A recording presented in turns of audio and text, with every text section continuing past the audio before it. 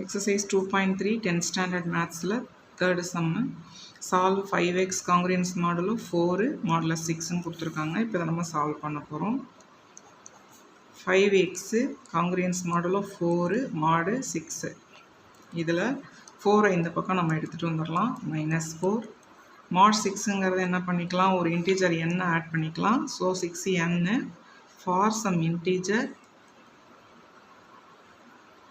n அப்படின்னு எடுத்துக்கலாம். இந்த -4 இப்போ இந்த சைடு கொண்டு வந்துருவோம். 5x 6n plus 4 அப்படின்னு எடுத்துக்கலாம். இப்போ x மட்டும் இங்கே வச்சுக்கிட்டு congruence modulo 6n plus 4 divided by 5. இதே சேம் வந்து நம்ம இங்கே பார்த்த மாதிரி இருக்கணும். உங்களுக்கு எங்கே இருக்கும் அப்படின்னா இதே எக்ஸசைஸ் 2.3ல ஃபஸ்ட்டு சம்மில் லாஸ்ட்டாக ஃபிஃப்த்து சம்மில் இது மாதிரி ஒரு வேல்யூ நம்ம பார்த்துருக்கோம். அதில் வந்து இந்த எண்ணுக்கு பதிலாக என்ன வேல்யூ சப்ஸ்டியூட் பண்ணோங்கிறது இங்கே யோசிச்சு பாருங்கள்.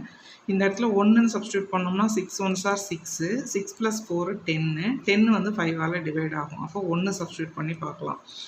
6 into 1 plus 4 by 5. அப்போ என்ன கிடைச்சிச்சு? 10 by 5 equal to 2 அப்படின்னு கிடைக்கும்.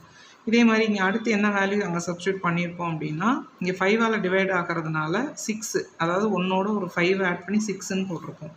இப்போ எக்ஸ் என்ன கிடைக்கும் அப்படின்னு பார்த்தீங்கன்னா 6 into 6 plus 4 by 5. இங்கே வந்து என்ன கிடச்சிருக்கோம்? 40 கிடச்சிருக்கோம் by 5. 8 5s are 50. அப்போ இதுக்கு டிஃப்ரென்ஸ் வந்து ஒரு 6 கிடைக்குதா? அப்போ எக்ஸோட வேல்யூவை நம்ம எப்படி எடுத்துக்கலாம்னா 6 18, 8ஓட ஒரு 6 ஆட் பண்ணால் 14. இது மாதிரி ஆன்சர் கிடைக்கும்.